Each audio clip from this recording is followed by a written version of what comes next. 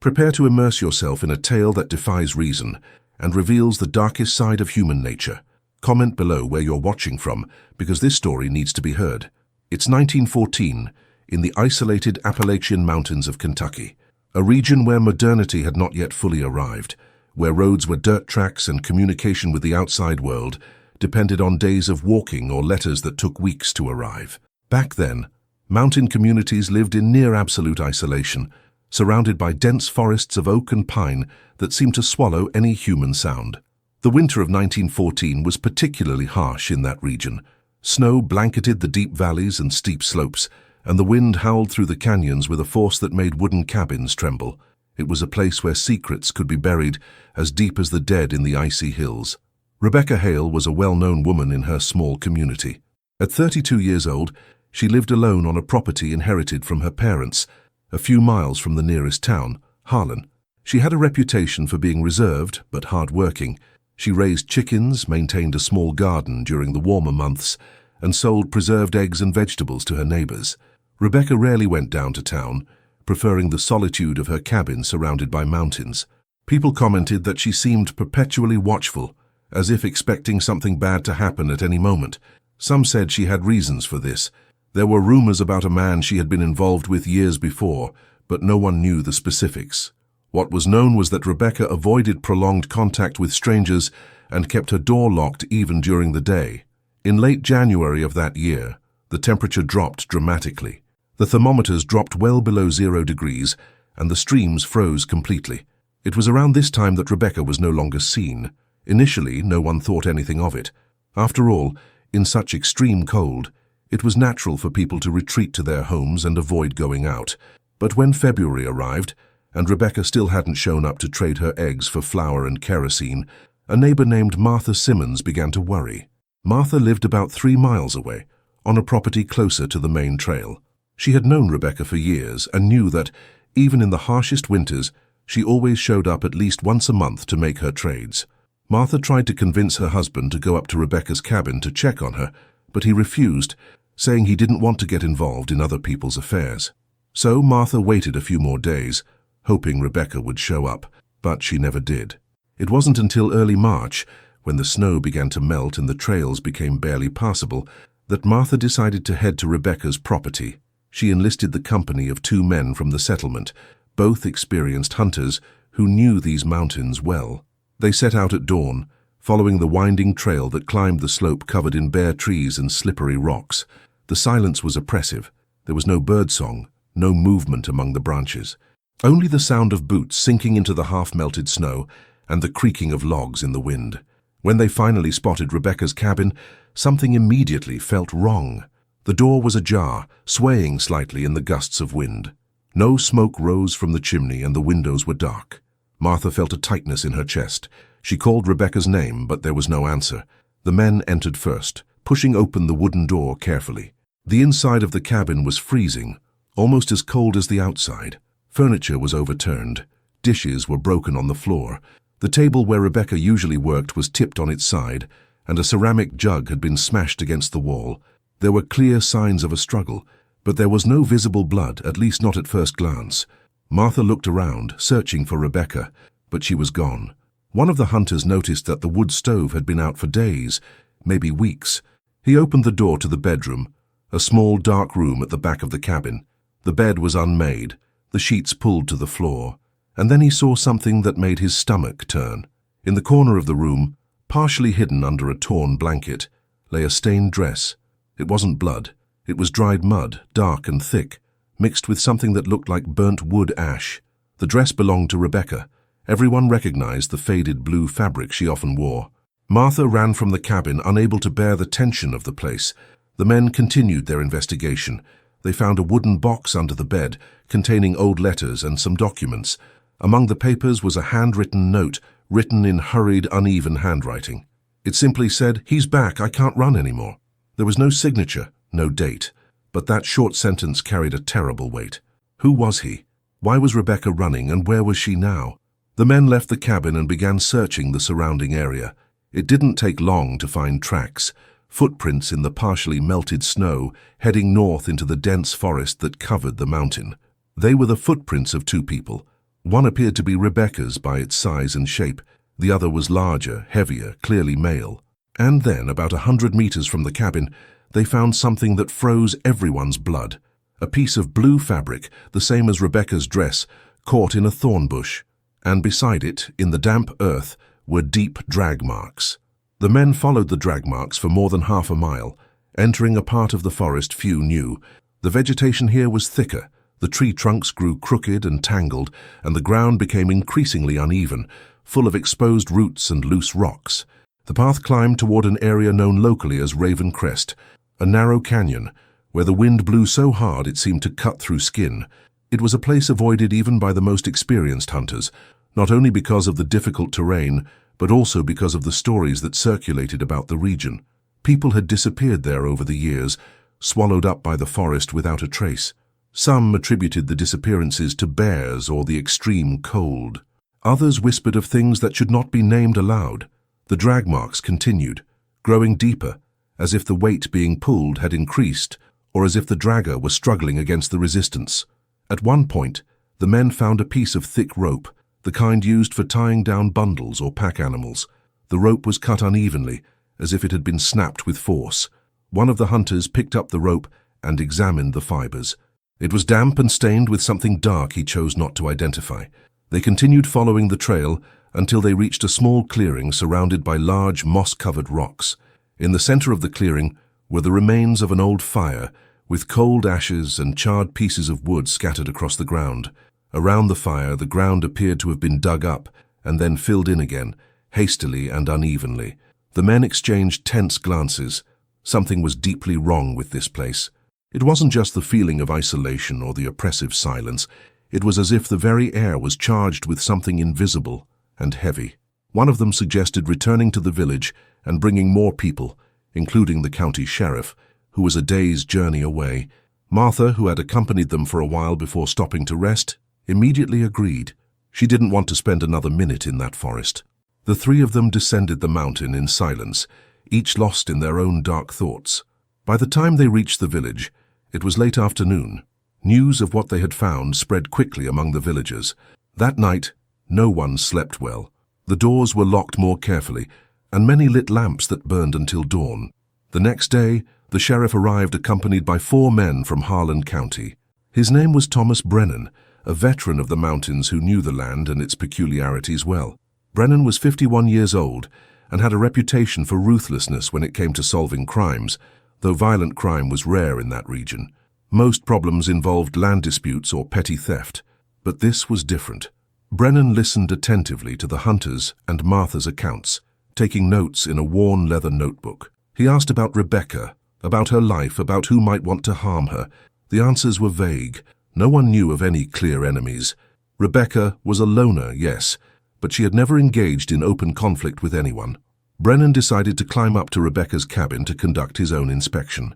He took 2 of his men and one of the hunters who had found the first clues. The group set out at dawn, following the same trail Martha and the others had taken days earlier. When they reached the cabin, Brennan entered cautiously, taking in every detail. He noticed the same things the others had: the overturned furniture, the broken dishes, the stained dress in the bedroom. But Brennan had a trained eye for details others might miss.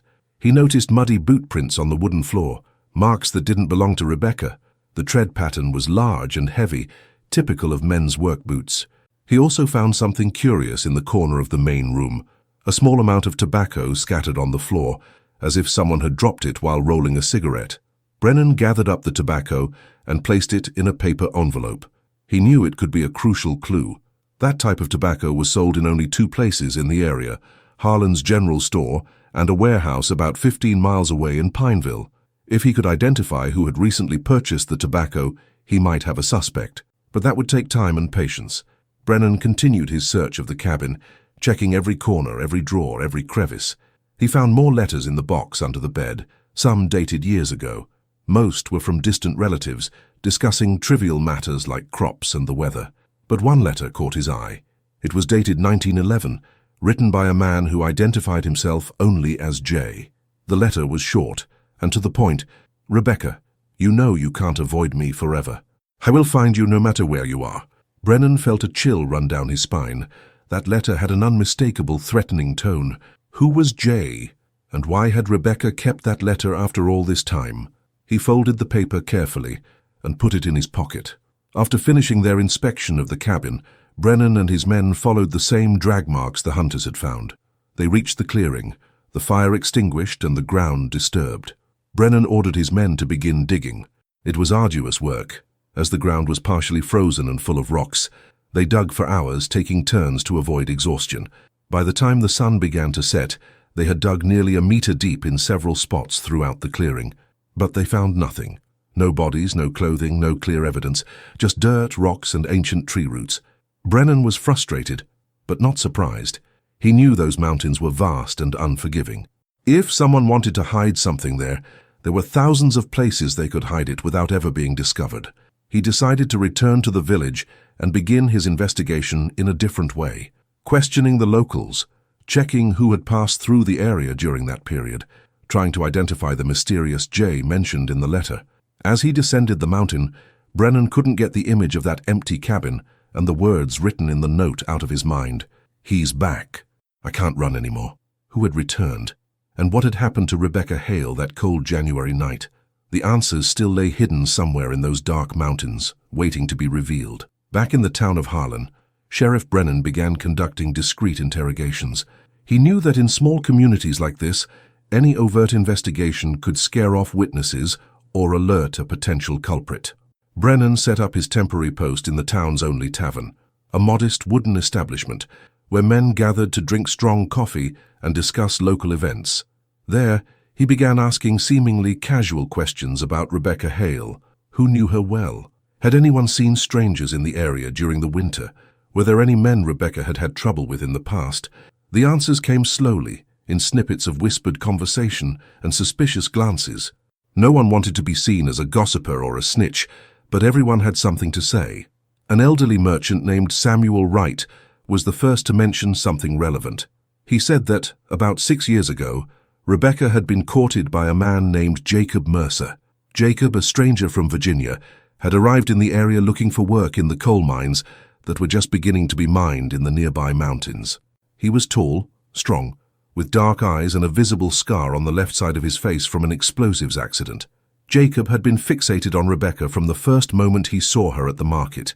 He courted her persistently, showing up at her property uninvited, bringing gifts that she politely declined. But Jacob would not be refused. His insistence turned into obsession, and Rebecca began to feel threatened. She had told some women in the village that Jacob followed her, that he appeared at her window at night, that he left notes under her door. Samuel Wright reported that the situation escalated to the point where Rebecca's father, still alive at the time, had to confront Jacob personally. Old Hale was a respected man, tough and direct. He told Jacob to leave his daughter alone or face consequences. Jacob, faced with this threat, seemed to back down. He stopped showing up at the Hale property and eventually left the area, saying he had found work in a mine farther north near the Ohio border. No one had heard from him since, but now, hearing the story, Brennan couldn't ignore the coincidence. The initial J in the threatening letter, the phrase in the note, "He's back." Everything pointed to Jacob Mercer. Brennan asked Samuel if he knew anything more about Jacob, any details that might help locate him. The merchant shook his head but suggested Brennan speak to a retired miner named Henry Cole, who had worked in the same mines as Jacob years ago. Brennan found Henry Cole in a small cabin on the outskirts of town. Henry was 63 years old, his movements slow due to lung problems caused by years of breathing coal dust, but his mind was still sharp. He remembered Jacob Mercer well. Henry described Jacob as a man with a volatile temper, capable of working hard for days at a time, but also prone to outbursts of rage that frightened the other miners.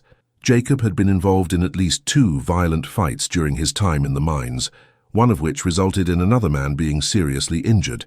As a result, Jacob was fired and expelled from the miners' camp. Henry said he had heard rumors that Jacob had gone north, but he wasn't sure where. He also mentioned something disturbing. Jacob would often talk to himself when he thought no one was listening, mumbling about Rebecca, saying she was his and that no one could take her away. Brennan meticulously wrote everything down. He now had a clear profile of a suspect. Jacob Mercer, obsessive, violent, with a history of threatening behavior toward Rebecca. But where was he now? Brennan decided to send telegrams to sheriffs in neighboring counties, describing Jacob and asking if anyone had seen him recently. Back then, communication was slow, and relying on telegrams meant waiting days or even weeks for a response. Meanwhile, Brennan continued his local investigation. He visited Harlan's general store and spoke with the owner, asking about recent tobacco sales. The store owner produced a notebook where he recorded transactions. Brennan flipped through the pages, searching for any name that might sound familiar, and then he saw something that made his heart race. On January 4th, 1914, someone had purchased tobacco, kerosene, and rope. The signature on the notebook was smudged, but the initial was clearly a J. Brennan asked the owner if he remembered who had made that purchase. The man thought for a moment, frowning, and then nodded slowly. He said he vaguely remembered a tall man with a scar on his face who had come into the store in early January. The man didn't say much, just grabbed what he needed, paid with coins, and quickly left. The owner didn't think much of it at the time, as strangers occasionally passed through the area on their way to other places, but now looking back, he noticed there was something unsettling in the man's eyes, something cold and determined. Brennan felt a mixture of excitement and apprehension. He was on the right track. Jacob Mercer had returned. He had been in Harlan exactly 3 weeks before Rebecca disappeared, and he had bought rope, the same kind that had been found in the woods, cut and stained. Brennan knew he needed more evidence before acting. He decided to return to Rebecca's cabin for a more thorough inspection, this time specifically looking for signs of Jacob's presence. He climbed the mountain alone at dawn the next day, carrying only his flashlight and revolver. The cabin was exactly as he had left it, empty, cold, and riddled with signs of a struggle. Brennan spent hours there, turning over every object, examining every stain on the floor, every scratch on the walls. And then, under the wood stove, he found something he had previously overlooked. It was a small pocket knife, the kind miners used to cut rope and open crates. The blade was rusty, but the wooden handle bore the initials, J.M. Jacob Mercer. Brennan held the knife carefully, feeling the weight of the object in his hand. This was concrete evidence. Jacob had been there. He had left his mark. But where was he now? And more importantly, where was Rebecca? Brennan stepped out of the cabin and looked at the surrounding forest, at the mountains stretching endlessly in every direction. He knew finding Jacob in that vast terrain would be nearly impossible without help. He needed more men, experienced trackers, time. But time was ticking, and with each passing day the chances of finding Rebecca alive diminished. Brennan descended the mountain with the knife in his pocket, determined to intensify the search. He didn't know it yet, but he was about to discover something that would completely change the course of the investigation, something that would reveal not only the whereabouts of Jacob Mercer, but also much darker secrets hidden in those forgotten Appalachian mountains. 3 days after finding the knife, Brennan received a telegraph reply from the Bell County Sheriff, located approximately 60 miles north of Harlan. The message was brief, but carried crucial information. The Bell County Sheriff reported that a man matching the description of Jacob Mercer had been seen in a small mining community called Middlesboro in late December 1913. According to local witnesses, the man had only stayed there for a few days, working as a loader in one of the mines, but was dismissed after a violent argument with a supervisor. Witnesses said Jacob then departed south, carrying only a canvas backpack and a hunting rifle. The date of his departure coincided perfectly with the time he arrived in Harlan, purchased supplies at the general store, and presumably made his way to Rebecca's property. Brennan called a meeting of the town's most capable men. He knew he needed to organize a broader search of the forest, but he also needed to be strategic. These mountains were treacherous, full of caves, canyons, and areas where a person could hide indefinitely if they knew the terrain. He divided the men into 3 groups. The first group would be responsible for searching the area around Rebecca's cabin, expanding the search perimeter. The second group would follow trails leading further north toward the county line, checking abandoned cabins and hunters' camps. The third group, led by Brennan himself, would focus their efforts on the Raven Crest region, where the first clues had been found. It was exhausting work that would take days, perhaps weeks, but Brennan was determined not to give up. The search began on a cold March morning. The snow had almost completely melted, but the ground was still muddy and slippery. The men moved silently through the forest, alert for any sign of movement or unusual sounds. They carried rifles, flashlights, and ropes, prepared to face both wild animals and a potentially dangerous man. For the first 2 days, the search revealed nothing but animal tracks and a few huts, empty for years with collapsed roofs and rotting walls. But on the 3rd day, the group searching the northern region found something intriguing. It was a small cave, hidden behind a cluster of massive rocks, nearly invisible unless one knew exactly where to look. The entrance was narrow, but inside, the cave opened into a larger space, tall enough for a man to stand. Inside the cave, the men found clear signs of recent occupation. Ashes from a fire pit were in the center, still slightly warm to the touch. Around the fire, food scraps were scattered: rabbit bones, walnut shells, chunks of stale bread. In a corner of the cave, someone had made a makeshift bed using pine branches covered with a thick woolen blanket. Beside the bed was a torn canvas backpack. Inside, the men found men's clothing, a box of matches, a bar of soap, and, most telling of all, a small notebook. The notebook was damp and some pages were damaged, but most were still legible. The notes were disjointed, written in a nervous, irregular handwriting. They were fragmented, sometimes incoherent thoughts that revealed the troubled mind of the writer. One of the notebook entries, dated January 5th, read, "I finally found her. After all these years of searching, she wasn't happy to see me, said I should have stayed away, but she doesn't understand. We're meant to be together. We always have been." Another entry, a few days later, "She tried to run away. I had to convince her to stay quiet. I didn't want to hurt her, but she left me no choice. Now she understands there's nowhere to go. We'll stay here until everything calms down.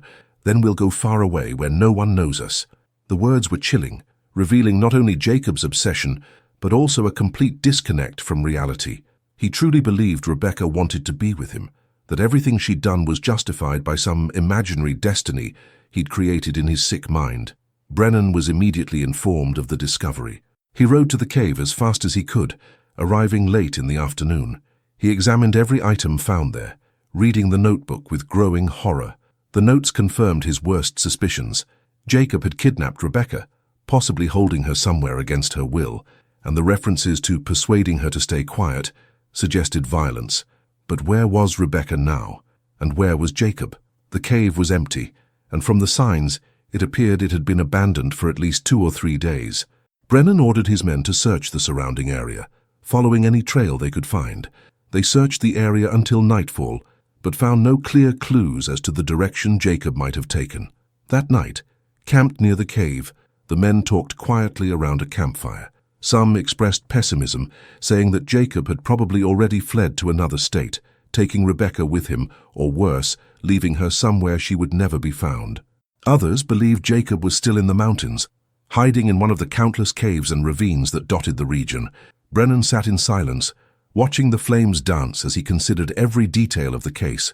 He couldn't help but think of Rebecca, her fear, her loneliness in that isolated cabin, knowing that the man who terrorized her had returned. He thought of the line from the note, "He's back. I can't run anymore." Rebecca knew she was in danger.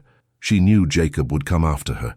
But there was no one to protect her in those lonely mountains. The next day, the search resumed at dawn. Brennan decided to follow a hunch. He remembered Henry Cole, the retired miner, mentioning that Jacob used to talk about a special place in the mountains, a place where he said no one could find him. Henry didn't know exactly where that place was, but he mentioned that Jacob had said something about the old abandoned mine near the Cumberland River. Brennan was familiar with the area. There were several old abandoned mines along the Cumberland River, many of them sealed or forgotten after the coal seams were depleted. They were dangerous places, with unstable tunnels and stale air, but they were also perfect hiding places for someone who wanted to disappear. Brennan gathered his men and explained his theory. They agreed to follow his lead, even though they knew it would be a difficult journey. The Cumberland River was approximately 12 miles away, through rugged terrain and dense forests. The journey to the Cumberland River took a full day. The men rode along narrow trails that wound between deep valleys and steep slopes, crossing icy streams that still carried chunks of ice floating in their currents. The vegetation changed as they descended toward the river, becoming denser and darker, with ancient trees whose trunks were so wide that 3 men could not fully embrace them. The air was humid and heavy with the smell of wet earth and decaying leaves. When they finally came into sight of the Cumberland River, the sun was already beginning to set, tinting the sky with orange and purple hues that reflected on the dark surface of the water. It was a place of wild beauty, but also of oppressive solitude. There was no sign of human habitation for miles around. Brennan knew they would need to camp there and begin their search for the abandoned mines the next morning. The men set up a makeshift camp on the riverbank, building a large fire to keep warm and ward off wild animals. They ate in silence, each absorbed in their own thoughts. Night fell completely, bringing with it a near-total darkness, broken only by the glow of the campfire and the occasional reflection of the moon on the river water. Strange sounds came from the surrounding forest, the distant hooting of an owl, the snapping of branches, the howling of the wind through the trees. No one slept soundly that night. Everyone was tense, aware that they might be very close to finding Jacob Mercer, and no one knew how he would react if confronted. At dawn, the men began searching for the entrances to the old mines. Brennan had a rudimentary map of the region, drawn decades ago by engineers who had mapped the coal seams. The map showed the approximate locations of at least 5 mines along that stretch of river. The first mine they found was completely collapsed, its entrance blocked by tons of rocks and earth. The second was partially flooded, with dark water pooling in the entrance tunnel, making it impossible to pass without proper equipment. The third mine looked more promising. The entrance was open, though narrow, and there were signs that someone had passed through recently.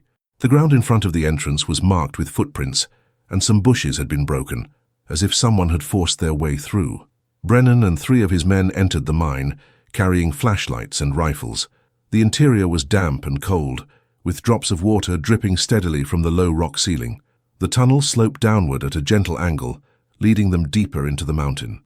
The walls were dark stone, reinforced in places with rotting wooden beams that groaned under the weight of the rocks above. The air smelled strange, a mixture of damp earth, mold, and something else indefinable that made the men cough. They advanced slowly, listening for any sound or movement.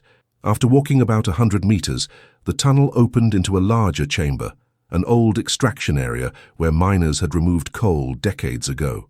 In the center of the chamber were the remains of a recent fire. The ashes were still warm.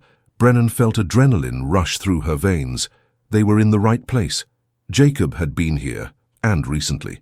But where was he now? The men searched the chamber, finding more evidence of occupancy. An empty bean can, a length of rope tied to one of the beams, some dirty rags piled in a corner. And then one of the men found something that made everyone freeze. It was a woman's shoe, brown leather, small and delicate, the kind of shoe Rebecca Hale would wear. The shoe was muddy and worn, but it was unmistakably a woman's.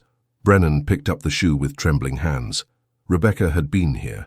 She was alive, or at least she had been alive when she was brought to this mine. But where was she now? And where was Jacob? Brennan ordered his men to continue exploring the tunnels leading from that central chamber. There were at least 3 different passages, each leading deeper into the mountain. They split into pairs, each pair following one of the tunnels, maintaining visual contact whenever possible. Brennan followed the left tunnel with an experienced tracker named Daniel Foster. The tunnel was narrow and claustrophobic, forcing them to hunch over as they advanced. The light from their flashlights created dancing shadows on the walls, and the silence was broken only by the sound of their breathing and the steady drip of water. After walking for about 50 meters, they reached another, smaller chamber, and it was there that they encountered something that froze both their blood. In the corner of the chamber, partially covered by a torn blanket, lay a human figure. Brennan approached cautiously, raising the flashlight for better illumination. It was Rebecca Hale. She lay on her side, her hands tied in front of her and her feet bound with the same thick rope they had found in the woods. Her eyes were closed, and for a terrifying moment, Brennan thought she was dead. But then he saw a subtle movement in her chest, a weak, irregular breath. Rebecca was alive, but only barely. Brennan knelt beside her, calling her name softly. She didn't respond. He touched her wrist and felt a faint pulse. She was unconscious, likely dehydrated and hypothermic after weeks in that cold, damp place. Daniel Foster immediately began cutting the ropes binding Rebecca, while Brennan removed her coat and covered her shivering body. They needed to get her out of there immediately and get her to medical care. But Brennan also knew that Jacob could be anywhere in those mines, watching them, waiting for the right moment to act. He shouted to the other men, summoning them back to the central chamber. When everyone was gathered, Brennan explained the situation. 2 men would stay with Rebecca, trying to revive her and preparing her for transport. The others would continue the search for Jacob, searching the remaining tunnels. Brennan didn't want to leave this place without capturing the man responsible for all this horror. He knew that if Jacob escaped now, he might disappear forever, and there would never be justice for Rebecca.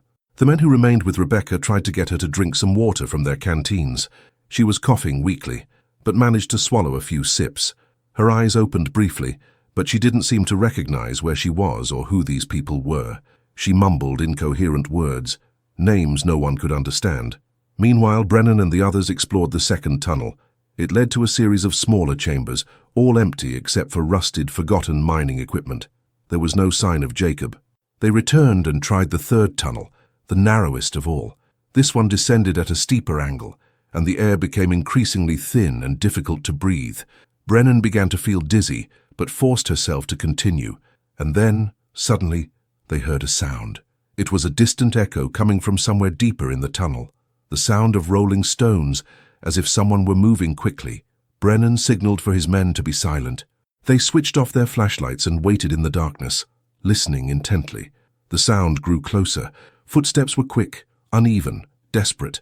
And then, a faint light appeared at the end of the tunnel. It was someone carrying a flashlight running toward them. Brennan raised his rifle, preparing for the confrontation he knew was inevitable. The figure approached, and in the flickering light of the flashlight, Brennan finally saw the face of Jacob Mercer. He was dirty, with an overgrown beard, and his eyes were wild, filled with animal fear. When Jacob saw the men blocking his exit, he stopped abruptly, gasping for breath. For a long moment, no one moved, and then Jacob spoke, his voice hoarse and broken, words no one expected to hear. Jacob's words echoed through the narrow tunnel. "She's dead, isn't she? I didn't want her. I swear I didn't want her." His voice was thick with desperation, and something that sounded almost like regret. But Brennan wasn't fooled.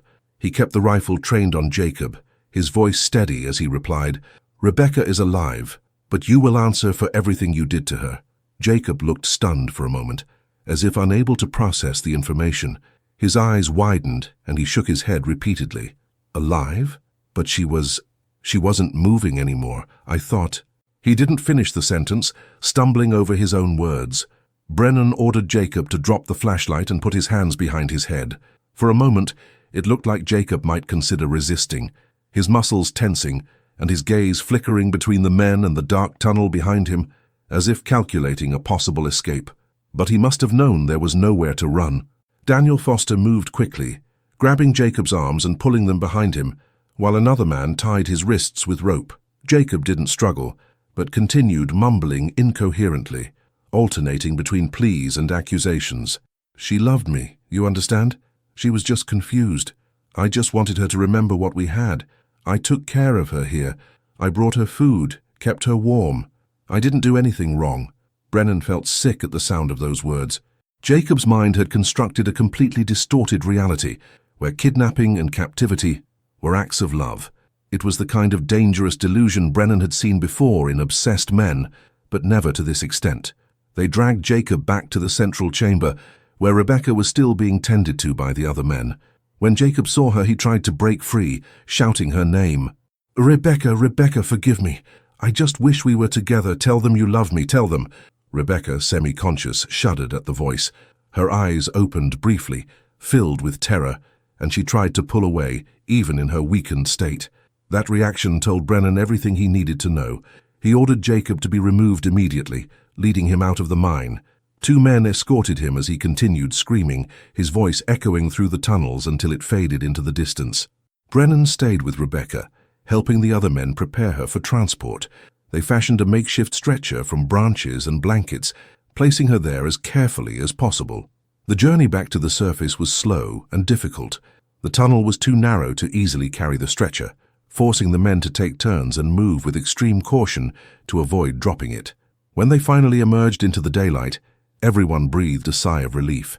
The sun was high in the sky, and though the air was still chilly, it felt heavenly compared to the damp darkness of the mine. Rebecca was placed near the fire they had kept burning, and the men tried to warm her and get her to drink more water. She began to regain some consciousness, but was still too weak to speak coherently. Her lips were cracked and bloody, her skin pale as wax. It was clear she had suffered terribly during those weeks of captivity. Jacob was tied to a nearby tree, under constant guard by 2 armed men. He had stopped screaming, but now he wept silently, rocking back and forth like a child. Brennan felt no pity for him. He had seen the effects of what Jacob had done, the physical and psychological destruction inflicted on Rebecca. Any humanity Jacob might have had was lost beneath layers of sick obsession and violence. Brennan knew Jacob would face trial, but in those isolated mountains, justice was often slow and unpredictable. He needed to ensure Jacob was safely transported to Harlan County and handed over to the appropriate authorities. But first, they needed to get Rebecca to where she could receive proper medical care. The decision was made to split the group. 3 men would take Rebecca back to Harlan by the quickest route possible, even if it meant traveling part of the night. Brennan and the others would take Jacob by a slightly longer but safer route, ensuring he had no chance of escape. Before they left, Brennan spent a few minutes with Rebecca, who was now a little more alert. He gently held her hand and told her she was safe, that it was all over. Rebecca looked at him with tearful eyes and whispered something so soft he could barely hear. "I knew he would come. I wrote that note when I saw signs of someone having been near my cabin. I knew it was him." Brennan nodded, feeling a tightness in her chest. Rebecca had lived with this fear for years, knowing that Jacob would one day return to torment her. The group with Rebecca set off first, moving quickly through the forest. Brennan watched them disappear into the trees before turning his attention to Jacob. It was time to begin the long journey back. They rode in single file, with Jacob mounted on a horse, his hands tied in front of him and a rope connecting him to Daniel Foster's horse, who rode behind him. Jacob remained silent for most of the ride, his face a mask of expressions alternating between despair, confusion, and something resembling resignation. Brennan made no attempt to reason with him. There was nothing Jacob could say to justify what he had done. As they rode through the mountains, Brennan thought of all the victims he had encountered throughout his career as sheriff, but there was something particularly disturbing about this case, the way one man's obsession had utterly destroyed an innocent woman's life. They camped once during their journey, in a clearing sheltered from the wind. Jacob was tied to a tree, while the men took turns standing guard during the night. No one trusted him, even tied and guarded. There was something unpredictable about his behavior, an instability that kept everyone alert. During the night, Brennan heard Jacob muttering to himself, disjointed words about love, fate, and injustice. It was disturbing to hear that fragmented mind trying to make sense of his own actions, constructing narratives in which he was the victim, in which Rebecca had betrayed him by not returning his feelings. It was the distorted logic of someone completely disconnected from moral reality. On the second day, they finally spotted the town of Harlan on the horizon. News of their arrival had already spread, brought by the men who had returned with Rebecca. A small crowd formed as Brennan and his group entered the town, dragging Jacob in chains. There were shouts of rage, some men advancing as if to take the law into their own hands. Brennan had to intervene, raising his hand and ordering everyone to retreat. "He will face his due process," Brennan announced firmly. "We will be no different from him acting like animals. The law will take care of this." The words partially calmed the crowd, although the hateful looks directed at Jacob were unmistakable. Jacob was locked in a makeshift cell in the basement of a wooden building that served as a sheriff's station when needed. There he would remain until transferred to a more secure county jail, where he would await trial. Rebecca was taken to the home of Martha Simmons, the neighbor who had first become concerned about her disappearance. Martha and 2 other women from the village cared for her devotedly, feeding her warm broth, treating her wounds, and offering the comfort she so desperately needed after weeks of trauma. The nearest doctor was a day's journey away, but one of the women had basic nursing knowledge, having cared for sick family members over the years. She examined Rebecca carefully, identifying signs of severe malnutrition, dehydration, bruises in various stages of healing scattered across her arms and legs, and deep marks on her wrists and ankles where the ropes had repeatedly cut into her skin. The physical injuries were severe, but everyone knew the invisible scars would be even deeper and more lasting. For the first few days, Rebecca could barely speak. She would wake screaming during the night, reliving the horrors of her captivity. Martha would stay by her side, holding her hand and whispering comforting words until she calmed down. Slowly, very slowly, Rebecca began to regain strength. She could sit up in bed, drink unaided, and eat small amounts of solid food, but her gaze remained distant, as if part of her was still trapped in that dark mine. Brennan visited her a week after her rescue, when the doctor finally arrived and confirmed that she was out of immediate danger. He needed Rebecca's testimony to build a solid case against Jacob Mercer, but he didn't want to pressure her before she was ready. When he entered the room where she was resting, Rebecca was sitting by the window, looking out at the mountains in the distance. She turned when she heard his footsteps, and for the first time since her rescue, there was a flicker of something in her eyes that wasn't just fear, it was determination. "Sheriff Brennan," she said weakly but firmly, "I need to tell everything that happened.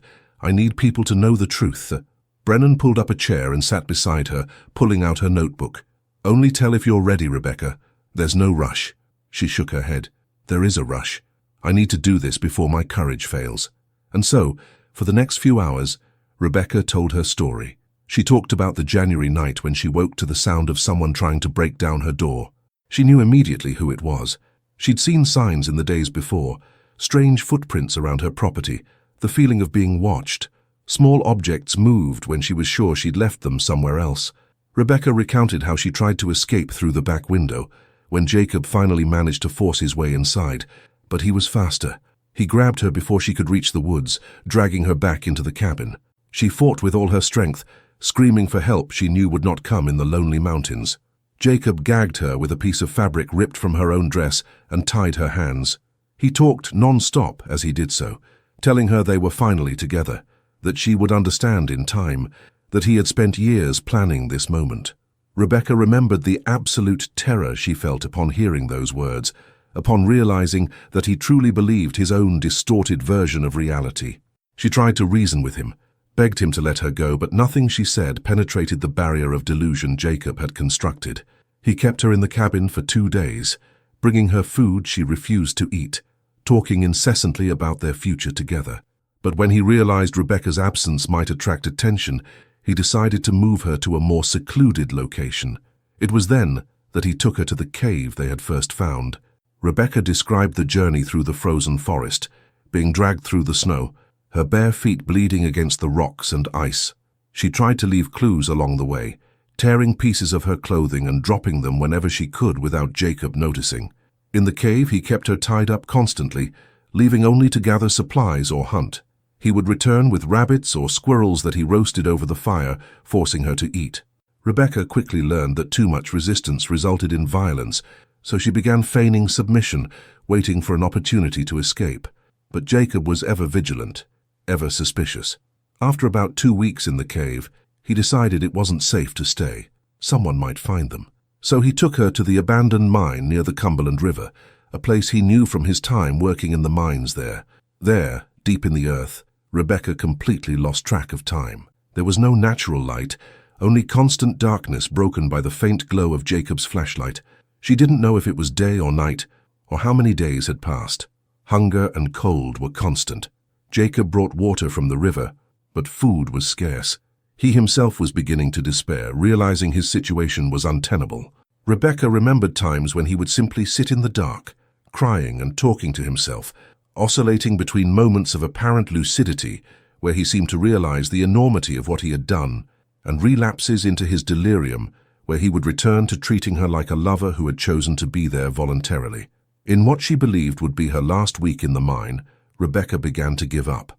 She was too weak to move, her body gradually shutting down. She vaguely remembered Jacob panicking, trying to get her to drink water, telling her he couldn't let her die. But then, he simply disappeared. She didn't know how long he'd been gone when Brennan and his men finally found her. Maybe hours, maybe days. She had given up on telling. As Rebecca finished her account, tears streamed silently down her face. Brennan closed his notebook, feeling the weight of his story. He had documented every detail, every word. It would be enough evidence to ensure that Jacob Mercer would never again see the light of day as a free man. He thanked Rebecca for her courage in telling everything and promised he would do everything in his power to ensure justice was served. Over the next few days, Brennan worked to build the case against Jacob. He gathered all the physical evidence, the knife bearing Jacob's initials, the notebook found in the cave with its disturbing notes, the general store purchase records, the testimonies of people who had seen Jacob in the area, and most importantly, Rebecca's detailed testimony. The county district attorney arrived to review the case and was impressed by the amount of evidence. He assured Brennan that Jacob would face charges of kidnapping, false imprisonment, assault, and attempted murder. If convicted, he would spend the rest of his life in prison. The news brought some comfort to Rebecca and the community, but everyone knew that no sentence could undo the trauma that had been inflicted. Jacob was transferred to the county jail under heavy guard, where he would await his trial. The town of Harlan slowly began to return to normal, but everyone knew that this case would leave lasting scars on everyone who had experienced it. Jacob Mercer's trial was scheduled for late May 1914 in the county seat of Harlan. News of the case had spread throughout the Appalachian region, and many came from distant settlements to witness what became one of Kentucky's most talked-about trials of that year. The courthouse was a modest red brick building with only one main room where the legal proceedings took place. In the days leading up to the trial, tension in the settlement was palpable. Some argued that Jacob should be lynched before he even faced a jury, arguing that men like him didn't deserve the privileges of the law. But Brennan and other local officials maintained order, ensuring that the proceedings followed their proper course. Civilization, however fragile in those isolated mountains, needed to be preserved. Rebecca had recovered enough physically to attend the trial, though everyone could see that the emotional scars still ran deep. She was thinner, her eyes held a sadness they hadn't had before, and she avoided any crowds or unnecessary contact with strangers. Martha Simmons remained by her side throughout the proceedings, offering moral support and protection from the invasive curiosity of those who wanted to hear morbid details directly from the victim. On the first day of the trial, the courtroom was packed. People sat on the wooden benches, others stood against the walls, and some even stood outside listening through the open windows. The judge, a man named Harold Whitman, 67 years old and with decades of experience in the Kentucky judicial system, presided over the courtroom with firm authority. He made it clear from the beginning that he would not tolerate disturbances or emotional displays that could compromise the proceedings. Jacob was brought in handcuffed, escorted by 2 armed guards. He looked like a shadow of the man who had been found in the mine. He was even thinner, with the pale skin of someone who had spent weeks without seeing the sun, his eyes sunken and hollow.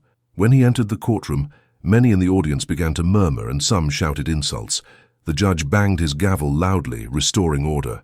Jacob was positioned at the defense table, next to a court-appointed attorney, a young, inexperienced man named William Cross, who had reluctantly taken the case. It was difficult to find someone willing to defend Jacob, given the horrific nature of his crimes and the overwhelming public sentiment against him. The prosecutor, on the other hand, was experienced and confident. His name was Robert Hayes, and he had handled dozens of criminal cases throughout his career. Hayes presented the case methodically and devastatingly. He called witness after witness, building an irrefutable narrative of events. Samuel Wright, the merchant, testified about Jacob's history with Rebecca years ago, about his obsession and threatening behavior. Henry Cole, the retired miner, spoke about Jacob's violent and unstable personality, his outbursts of rage, and his disturbing mutterings about Rebecca. The general store owner confirmed that Jacob had purchased rope and other supplies in early January. Martha Simmons described her concern when Rebecca disappeared and the discovery of the ransacked cabin. The hunters who found the first clues testified about the drag marks and scraps of clothing. Brennan presented all the physical evidence: the knife with Jacob's initials, the notebook with his delirious notes, the cut rope, Rebecca's shoe found in the mine. And then came the most anticipated and dreaded moment: Rebecca's testimony. The room fell completely silent as she was called. Rebecca walked slowly to the witness stand, her hands shaking visibly. She avoided looking at Jacob, keeping her eyes fixed on Prosecutor Hayes. In a voice that began weakly but gradually gained strength, Rebecca repeated her story to the court. She described the terror of that January night, the struggle in her hut, the days of captivity in the cave and then in the mine. She spoke of the hunger, the cold, the desperation. Her voice broke several times, but she continued, determined to be heard. When Hayes asked if Jacob had caused her physical harm, she answered affirmatively, describing the times he had dragged her, tied her up excessively, and pushed her against stone walls when she tried to resist. The defense attempted to question Rebecca's credibility, suggesting that she might have initially consented to go with Jacob, but the attempt was so weak and so obviously desperate that even some of the spectators grumbled in disapproval. Judge Whitman rebuked Attorney Cross, reminding him that there was abundant physical evidence that contradicted any theory of consent. When Rebecca finally left the witness stand, many in the room had tears in their eyes. Her testimony had been devastating, not only for its content but for the way she had found the courage to confront her attacker in public. Jacob, throughout Rebecca's testimony, sat with his head bowed, his shoulders occasionally shaking. It was impossible to tell whether he felt genuine remorse or just self-pity. When his turn came to testify, he refused. His attorney did not press the issue, likely knowing that anything Jacob said would only worsen his situation. The trial lasted 3 full days. The defense attempted to argue that Jacob suffered from some sort of mental illness that prevented him from fully understanding his actions, but there was no medical expert available to corroborate this theory, and Jacob's own notebook entries demonstrated that he was sufficiently aware of what he was doing to attempt to conceal his actions. On the 3rd day, after only 2 hours of deliberation, the jury returned with a verdict: guilty on all counts. Judge Whitman pronounced the sentence the following day. Jacob Mercer was sentenced to spend the rest of his natural life working in the Kentucky State Prison without the possibility of parole. It was the harshest sentence that could be imposed without resulting in execution, and it reflected the gravity of his crimes. When the sentence was read, Jacob showed no visible reaction. He simply stood when ordered, was handcuffed again, and led out of the courtroom. Rebecca watched in silence. When Jacob was taken away, she finally allowed herself to cry, not out of sadness, but out of relief. Martha held her as she sobbed, and other women from the settlement approached to offer comfort and support. For the first time in months, Rebecca could breathe without the constant weight of fear. Jacob Mercer was gone from her life forever. He could never hurt her again. But even with this certainty, Rebecca knew the journey to recovery would be long and difficult. Invisible scars would take years to begin to heal, if they ever healed completely. That night, the Harlan settlement celebrated quietly. There was no party or loud celebration, but there was a collective sense that justice had been served, that even in these isolated mountains where the law was often weak, there was still room for accountability and proper retribution. In the months following the trial, Rebecca tried to rebuild her life, but discovered that nothing would be the same. She could no longer remain in the cabin where it all began. Just the sight of those surrounding mountains brought back memories that paralyzed her. Martha Simmons and other women from the village helped her sell the property, and with the money, Rebecca decided to leave the area completely. She had a distant cousin who lived in Ohio, in a city called Cincinnati, and that was where she decided to go. It was a growing metropolis with thousands of people, electric streetcars on the streets, factories, and thriving commerce. It would be the complete opposite of the isolation of the Appalachian Mountains.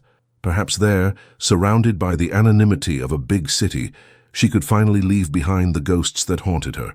Her departure was quiet. Only a small group of people came to say goodbye at the nearest train station, about 20 miles from town.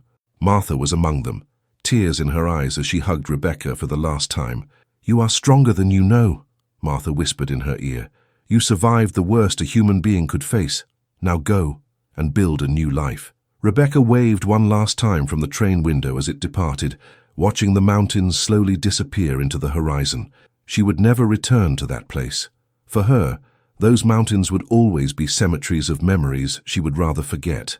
In Cincinnati, Rebecca found work in a textile factory, sewing clothes for long hours. The work was exhausting, but she preferred it that way. Keeping busy meant less time to think, less time to relive the horrors of the past. She rented a small room in a boarding house run by a kindly widow who didn't ask many questions. Rebecca kept to herself, avoiding forming deep friendships or telling anyone her story. Only her cousin knew what had happened, and she respected Rebecca's wish not to discuss it. The first few years in Cincinnati were filled with loneliness and inner silence. Rebecca functioned, worked, paid her bills, but she didn't truly live. She was trapped in a state of mechanical existence, moving through the days without feeling joy or hope.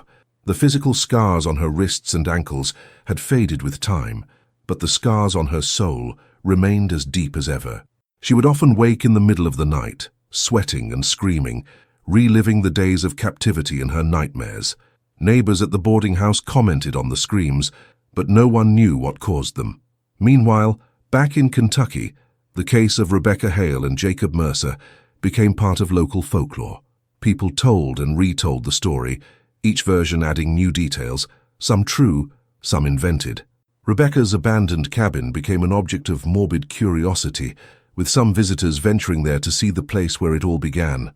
The mine where Rebecca was held captive was sealed by authorities, both for safety reasons and to discourage curious visitors.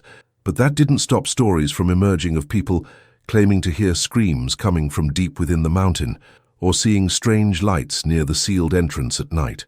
These were mere superstitions, figments of human imagination trying to make sense of the real horror that had occurred there. But these stories persisted for decades. Sheriff Brennan continued his work, but Rebecca's case affected him deeply. He had seen many terrible things during his career, but that destructive obsession and the suffering inflicted on an innocent woman haunted him. He retired 3 years later in 1917, moving to a small farm where he spent his final years raising chickens and cultivating a garden. He rarely spoke about his years as sheriff, but when he did, Rebecca's case always emerged as the most disturbing he had ever investigated. He died in 1928 at the age of 65, taking with him memories he never fully shared with anyone. Jacob Mercer remained in state prison, serving out his hard labor sentence. He worked in the prison's carpentry shops, making furniture that was sold to finance the prison system. As the years passed, Jacob became an almost ghostly figure within the prison. He rarely spoke to other prisoners, kept to himself during recreation periods, and spent his nights alone in his cell. Guards noticed that he frequently wrote in the notebooks he was allowed, filling pages and pages with words no one read. Some said he was writing letters to Rebecca, letters that would never be sent, in which he continued to express his obsession and attempt to justify his actions. Others speculated that he was trying to write his own version of events, rewriting the story in his mind to make himself the misunderstood hero rather than the villain he truly was. Jacob Mercer died in prison in 1933, at the age of 52. The official cause of death was listed as pneumonia, but some guards whispered that he had simply given up on life, slowly wasting away until his body could no longer continue. He was buried in the prison cemetery, in a grave with no marker, only a number to identify where his remains were laid to rest. No one attended his funeral. No one mourned him. He disappeared from people's memories as completely as the lives he had tried to destroy. Rebecca, for her part, slowly began to find fragments of peace. It wasn't a quick or easy process. It took years of small steps, of gradually allowing herself to trust again, of recognizing that not all men were monsters, that not all shadows concealed threats. In 1920, she met a kind man named Thomas, a widowed librarian who worked at the Cincinnati Public Library. They met when Rebecca, trying to occupy her lonely nights more productively, began frequenting the library to read. Thomas was patient, quiet, and respectful. He noticed the sadness in Rebecca's eyes but never pressed to know its source. They developed a slow, careful friendship, talking about books, about the city, about trivial matters that didn't require painful revelations. Eventually, Rebecca felt safe enough to tell him her story. Thomas listened quietly, without judgment, without exaggerated horror, only with understanding and compassion. "What happened to you was terrible," he said when she finished, "but it doesn't define who you are. You are the woman who survived, who found the courage to bear witness, who rebuilt your life from the ashes. That is who you are." Those words touched something deep within Rebecca. For the first time since that terrible winter of 1914, she allowed herself to believe that perhaps she could have a future not entirely defined by her past. Rebecca and Thomas married in 1922 in a small, simple ceremony. They never had children, but they built a peaceful life together. Rebecca lived out the rest of her days in Cincinnati, with Thomas in a modest house near the library where he worked. She never returned to Kentucky. She never set foot in the Appalachian Mountains again. For her, that chapter was closed, buried as deeply as possible in some dark corner of her memory where she rarely ventured. But even with all her efforts to forget, there were nights when the nightmares returned, nights when she woke sweating, feeling the ropes tighten around her wrists, hearing Jacob's voice echoing off the stone walls of that mine. Thomas was always there on those nights, holding her hand, reminding her that she was safe, that it was over. Over the years, the nightmares became less frequent, but they never completely disappeared. Rebecca found some form of redemption through volunteer work. In the 1930s, She began working quietly with a women's group that helped other victims of domestic violence and abuse. She never shared her own story publicly, but offered quiet support, a shoulder to cry on, and words of encouragement to those still trapped in their own nightmares. There was something healing in helping others find the strength she herself had needed to seek within so many years ago. She understood that empty look in her eyes, that fear that wouldn't disappear simply because the abuser was no longer physically present.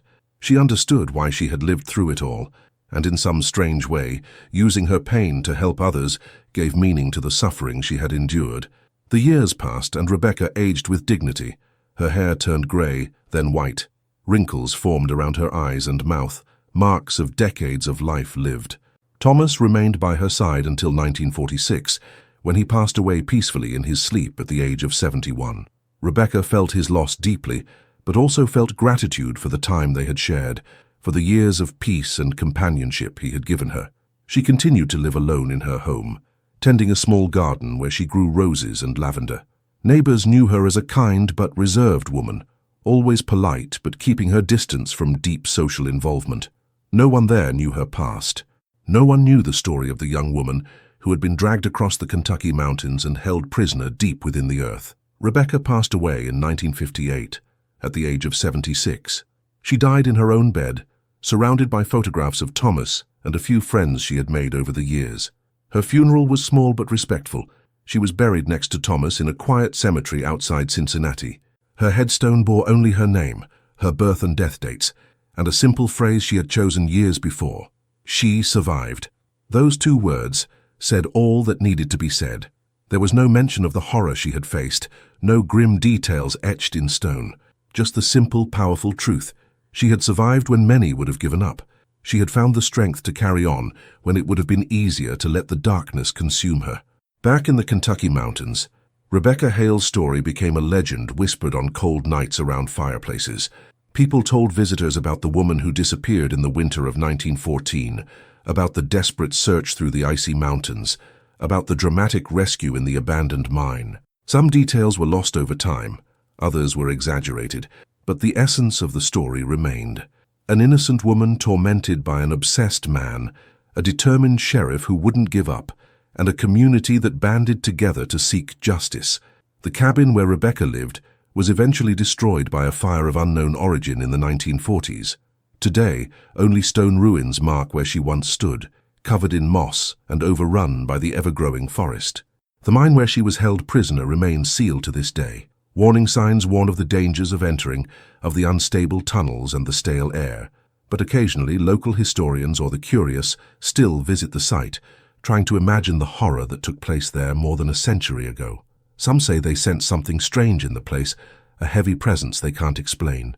It's likely simply the power of suggestion, the human mind creating sensations from prior knowledge. But perhaps, just perhaps, it's the echo of suffering so intense that it left a permanent mark on that forgotten place.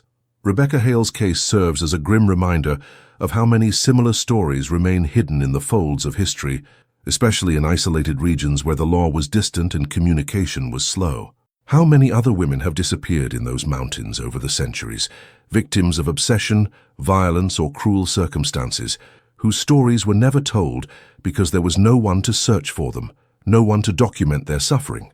Rebecca was lucky, if that word can be used in such a terrible context. She had Martha Simmons, who cared enough to investigate. She had Sheriff Brennan, who led a tireless search even when the odds seemed hopeless. She had a community that demanded justice. Many others were not so lucky. Their names were forgotten, their stories lost forever deep in those ancient, silent mountains. The legacy of the Rebecca Hale case lies not only in what happened, but in what it reveals about the fragility of human security, about how quickly civilization can unravel when confronted by the obsession and violence of a single individual. Today, more than a century later, the Appalachian mountains of Kentucky remain largely unchanged. The forests are still dense, the winters are still harsh, and there are places where the loneliness is as profound as it was in 1914. But now there are better roads, instant communication and organized search systems. The world has changed in ways Rebecca could never have imagined, and yet the lessons of her story remain relevant. Obsession still destroys lives. Violence still leaves scars that never completely disappear, and survival still requires a courage few understand until they are forced to find it within themselves. If you've made it this far on this journey with us, delving into the dark depths of this true story that spanned more than a century, consider subscribing to our channel. There are many more forgotten stories waiting to be told, mysteries buried in time that deserve to be remembered. Leave a comment telling us what you thought of this case, and turn on notifications so you don't miss the next stories we'll bring from the shadows of history to the light.